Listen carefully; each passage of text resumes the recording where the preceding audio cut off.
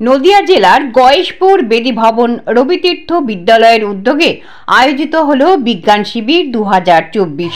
বিজ্ঞানের হাত ধরে আলোর পথে চলার অঙ্গীকার করে বিভিন্ন সায়েন্স কর্নারের মাধ্যমে তারা ছাত্রছাত্রীদের বিজ্ঞান বিষয়ে পারদর্শী করে তোলার চেষ্টা চালিয়ে যাচ্ছেন।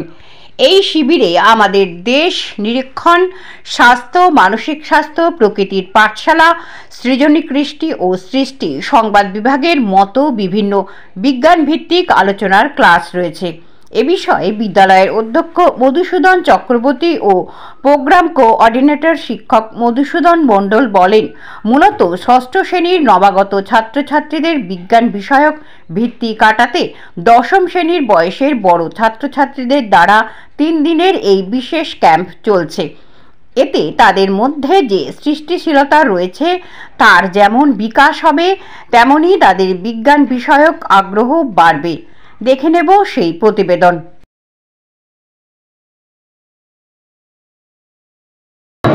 আজকে এখানে কি কর্মসূচি হচ্ছে? কর্মসূচি প্রত্যেক বছরই হয় বিজ্ঞান শিবির। এবার বিজ্ঞান শিবির 2024 জাতীয় বিজ্ঞান দিবস 28শে ফেব্রুয়ারি, তাকে কেন্দ্র করে 3 দিনের কর্মসূচি থাকে। এবছর 27, 28 এবং 29 যেহেতু পাচ্ছি এবছর, এই 3 দিনের কর্মসূচি। এখানে হাতে কলমে ছাত্রছাত্রীরা বিজ্ঞানের অনুসন্ধান করে, আবিষ্কার করে এবং নিজেরা শেখায় হচ্ছে স্কুলেরই সিনিয়র টিচার্স।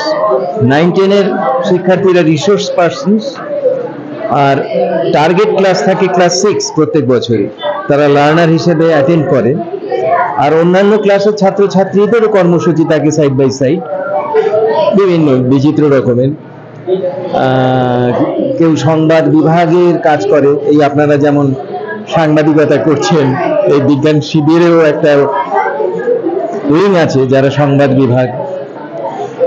এইরকম নানান রকম বৈচিত্র্যময় কর্মসূচি নিয়ে চলে। নিজেরা তারা প্রথমে রিসোর্স পার্সনদের একটা ট্রেনিং সেশন চলে কয়েকদিনের জন্য, এবং আমাদের শিক্ষকদের পক্ষ থেকে মধুসূদন মণ্ডল, তিনি মুখ্য কোঅর্ডিনেটর এই প্রোগ্রামের। এছাড়া আমাদের বিজ্ঞান উপসমিতি আছে, যার আহ্বায়িকা মালবিকা সেনগুপ্ত, মধুসূদন মণ্ডল উপস্থিত। আসুন স্যার। শিক্ষা গবেষণা সংস্থা NCERT, তাদের যে মূল পরামর্শ এটাই থাকে যে শিক্ষকরা অ্যাক্টিভিটি ওরিয়েন্টেড একটা এনভায়রনমেন্ট তৈরি করে ছাত্রছাত্রীরা যাতে শিখতে পারে তা। এটা যেমন সারা বছরে আমাদের রুটিন মাফিক যে ক্লাস হয় তার মধ্যে চেষ্টা করি, কিন্তু এই প্রোগ্রামগুলোতে সেগুলো আরো ইউনিক ওয়েতে করা সম্ভব হয়, যার ফলে এরকম আমরা যেমন লার্নিং ক্যাম্পও আলাদাভাবে করি কোনো সাবজেক্ট ভিত্তিক। এবছরে হয়েছে যখন মাধ্যমিক পরীক্ষা চলেছে, যেহেতু ক্লাস হতে পারেনি, ওই লার্নাররাই আমাদের কল্যাণী যে রবিতীর্থ আছে সেইখানে সেই প্রেমিসেসটা ব্যবহার করে ইংলিশ লার্নিং ক্যাম্প হয়েছে। ঠিক মানে ছাত্রছাত্রীদের গ্রুপ ডিসকাশন এবং বিভিন্ন উপায়ে তারা শেখার। কিন্তু এখানে বিজ্ঞান বলতে পিওর সায়েন্স ভাবে চলবে না। বিজ্ঞান যেমন ইতিহাস, ভূগোল, আমাদের দেশ সম্পর্কে যে ধারণা, এই সমস্ত কিছু। এই যে বিজ্ঞান শিবির, কতটা ছাত্রছাত্রীদের সুবিধা হবে বলে মনে করছেন? তারা কতটা শিখতে পারবে? এটা হচ্ছে প্রথম কথাই যে যুক্তিবোধ তৈরি হওয়া। বিজ্ঞানের আসল জায়গায় হচ্ছে যুক্তিবোধ, মুক্ত মন। এই যে আমরা কতগুলো শব্দ বলি, কুসংস্কার, সুসংস্কার বলে কিছু হয় না। সংস্কারই হচ্ছে আমাদের রাস্তায় বাধা সৃষ্টি করে। স্বামী বিবেকানন্দ যে কথা বলেছিলেন যে সংস্কার মুক্ত হও, কিন্তু আমরাই তাকে আটকে দিয়েছি। রবীন্দ্রনাথ বলেছেন, যে দেবে মুক্তি তারে খুঁটি রূপে গাড়া, যে মিলাবে তারে করিল ভেদের খাড়া। এর বিরুদ্ধেই ছেলেমেয়েরা যখন বুঝবে যে কাজগুলো যা ঘটছে সবকিছুর কার্য কারণ যুক্তি আছে, সেই জায়গাটায় ওরা নানা রকম কাজ করছে এবং খেলতে খেলতে এই কাজগুলো করছে, সেখানেই হচ্ছে আমাদের সার্থকতা এবং আমাদের এই কনসেপ্টগুলো পরিষ্কার হয়ে যায়। বিজ্ঞান আসলে আমাদের জীবনের অঙ্গ, ইতিহাস আসলে বিজ্ঞানের ইতিহাস, এই জায়গাগুলো খুব ভাবা, সেটা ওরা খুবই আনন্দের সঙ্গে বছরের পর বছর করছে। এবং সেই এরকম কর্মসূচি চলবে। এটা স্কুলের নিয়মিত কর্মসূচির মধ্যে একটা রয়েছে, এটা 3 দিনের একটা কাজ, কিন্তু আমাদের স্কুলে এই 3 দিনের কাজ মানে 3 দিনেই সীমাবদ্ধ নয়, সারা বছর নানা রকম ভাবে হয়। এটা একটা উৎসবের মেজাজে হচ্ছে, কিন্তু আমরা সারা বছরই নানা রকম কাজ ক্লাসগুলো এই ফরম্যাটেই করার চেষ্টা করি।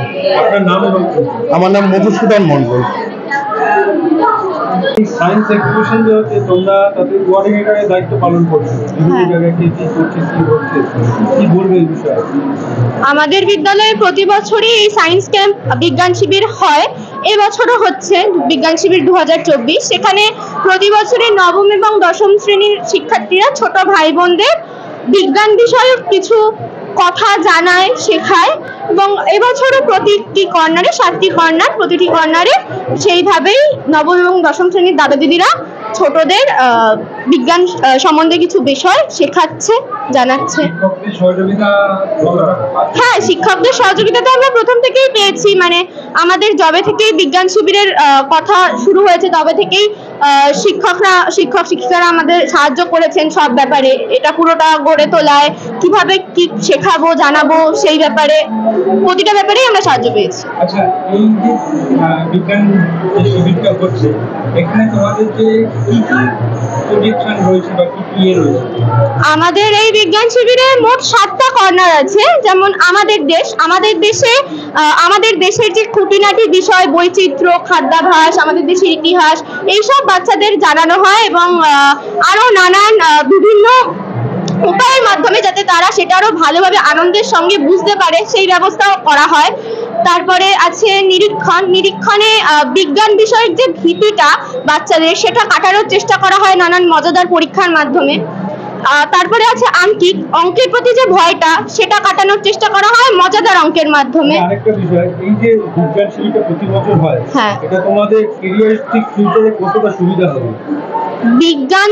বিজ্ঞানকে অনেকে মজার ছলে শিখতে পছন্দ করে, আবার বিজ্ঞানকে অনেকে ভয়ের সঙ্গে দেখে। এবার এইটা মূলত 6 এর ভাই বোনদের আমরা শেখানোর চেষ্টা করি। সেই সময় থেকেই তো বিজ্ঞান নিয়ে আমাদের পথ চলা শুরু।